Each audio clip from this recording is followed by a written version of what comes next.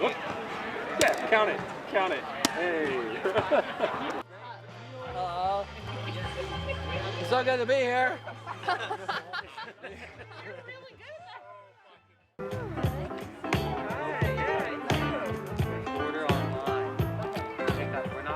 So I say the scary thing about Halloween Town is I look around and I cannot tell which of you is vaccinated.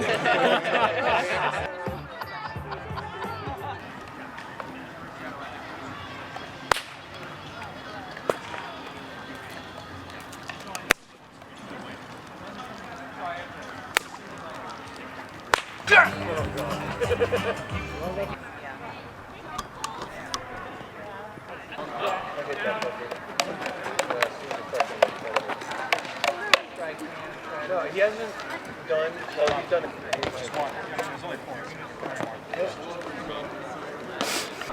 All right, you want to?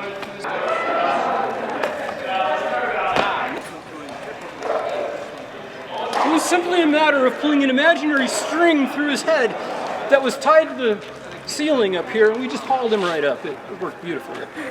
What? Excellent.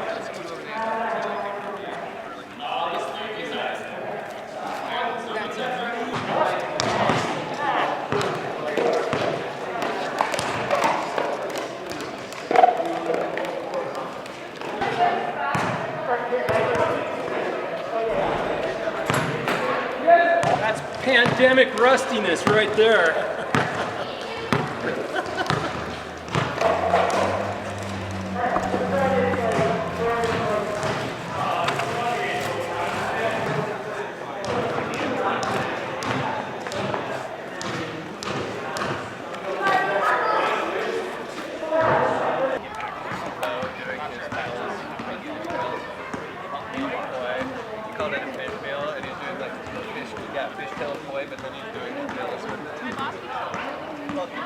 Whoop. Yeah, count it. Count it. Hey. Yeah, there were probably about 8 people here when I showed up. Oh my god! It comes out of nowhere.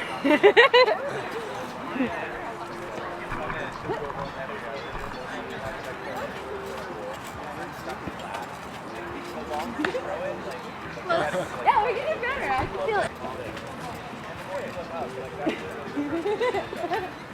It looks like a paper airplane. Ready? Love it. And yeah, I surfed for like 8:45. Go back. It's been a day, which is great. So, you ready to do this? Yeah, I'm like, All right, whoa. Kurt. I like really, Nice. Like, honestly. No, he's actually going to so it's like he's going to get a pull back from it. And then it's credit for all the stuff he already did. That was like, you know, background, not really like all your reruns, all of your like other things. Right. I think we're throwing it. Like, no, I don't need to take it. Yeah. Yay, there you are. Here I am.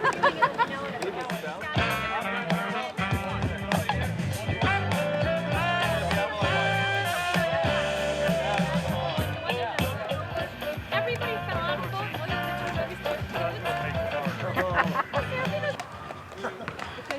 Would you be able to bring the bottom one up from that position as well to slap back to like full, go into a full reverse?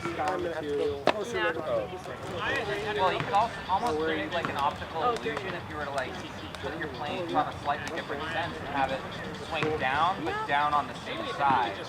Yeah. So we had some other guy, our repair guy, that they're not on. Nice. Thanks. You did food again. Beautiful. Woohoo, food!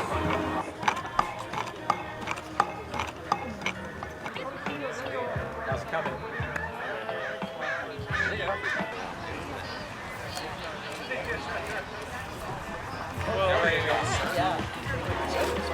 Ooh, yeah. Creamsicle. Creamsicle. Literally what I've been wanting to buy. Their dwell time is really quick. Yeah.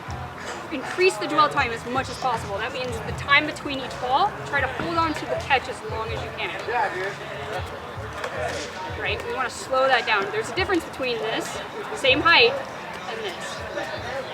It's going to be so much easier if I slow a pattern down. I can compute what's happening as opposed to just trying to do this like really fast pattern. I can do it, but boy, I have to think really fast in order to make that work. Eventually I can do that, but at first, if I just wait as long as possible. So my go-to whenever I'm learning a new trick and I'm dropping over and over, it's one of the first things I look at. Making sure I have the pattern, which we talked about, the throws, then the catches, then the pattern. Once I've got that, if I'm still dropping a lot, I look at the glossing over thing, make sure I'm checking in, make sure I'm paying attention. If I'm doing that, I'm like, great, make sure that like my posture and everything feels good. And then I pay attention to the speed. I try to slow down, because almost always I'll be going really fast. And it could just be microseconds, like it's not a lot of difference, but if I'm trying to do something like reverse Mills mess with 4, I might be doing that, and that's really fast. If I start slowing those down, it's just so subtle, but for my brain, it's just so much more that I can pay attention. Like something you were talking about earlier with separating throwing and catching, I'd like to emphasize a little more intentionally catching sometimes. Like, yeah. So it's like a lot of times you get really focused on the throws, making every little correction you can, and get to the point that like any slight error outside and you don't really think of moving your hand enough, trying to think, why the heck am I dropping these? My throws are looking so good right now. Yeah, one of the things that's pretty much the most common way that I drop is I will just, for some reason, miss it.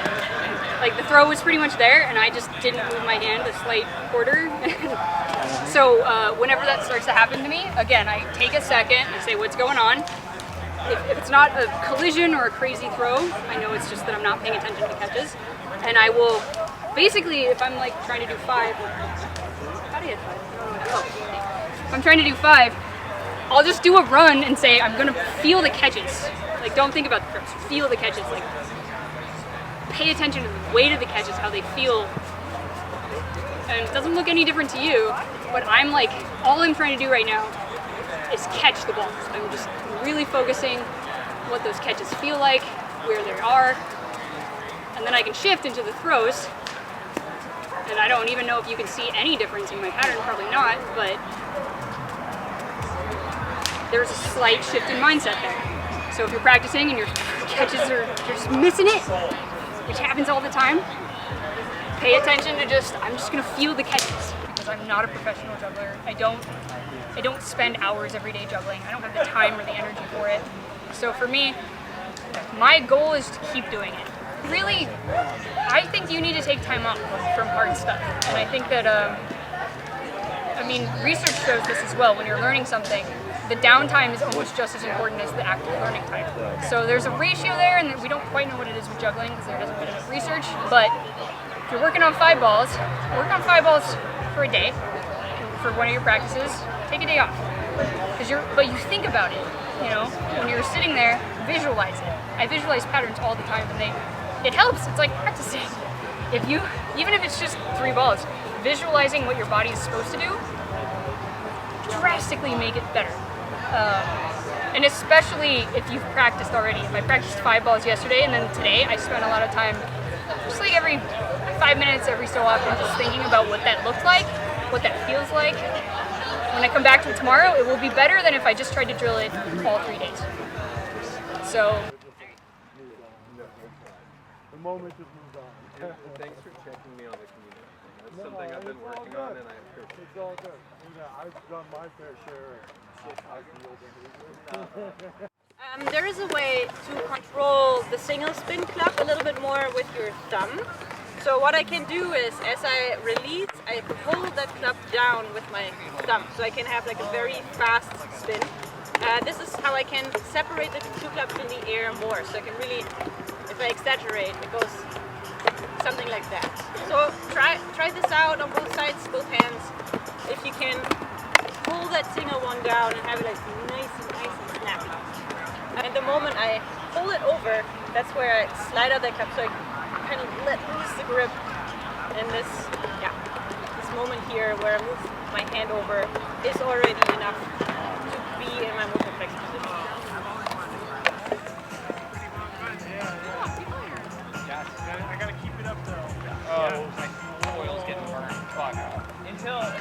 until you're on a straightaway and it's going 50 miles an hour. Yeah, right.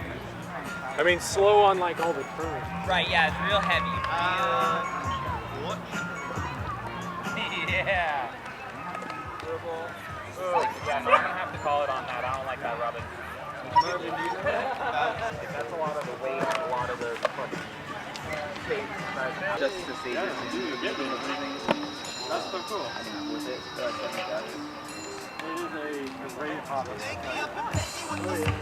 I used the 16D for a long time and was really surprised at how well it was able to hold up to like all the one-footed stuff and the outside riding. So I grabbed 16. Worked great. I was like, cool, sticking with this. Right, this is the Gotway RS.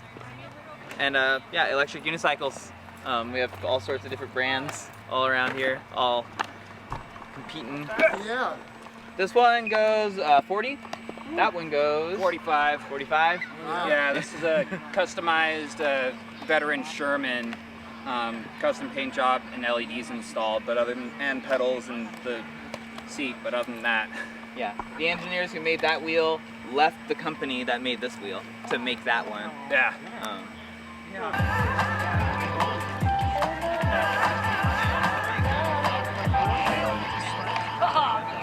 Little variation, a different way of catching. This multiplex is going in wall plane, and I'm gonna release it so that it comes over my head. I'm gonna catch both back in the same hand. Now do I know how to do it right? Right, bud.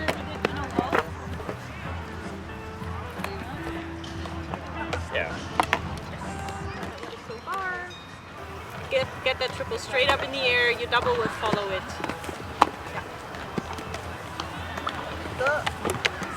Yeah.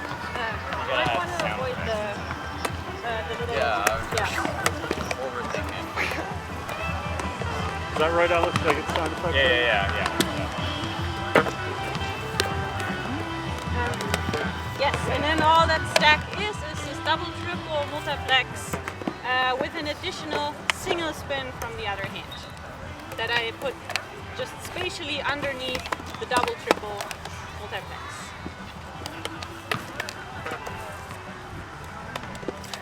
And to practice this, you can also just split it up. You don't have to go all three at the same time.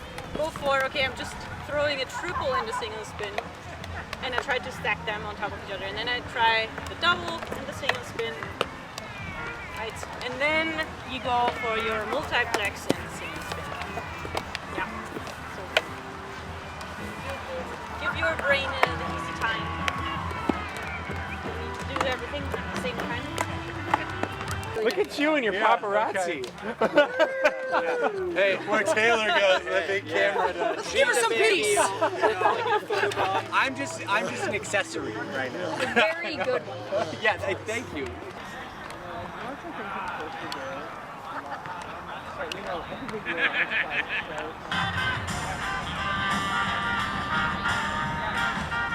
Without the behind the backspin, it's pretty much this.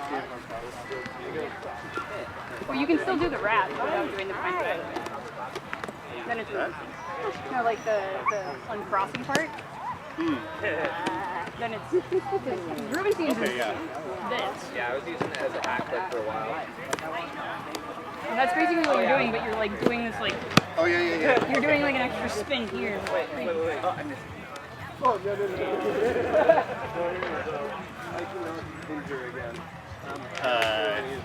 The super swoopy swoop. Scooby-Doo.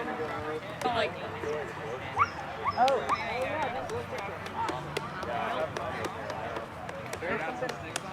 I really want to navigate really big.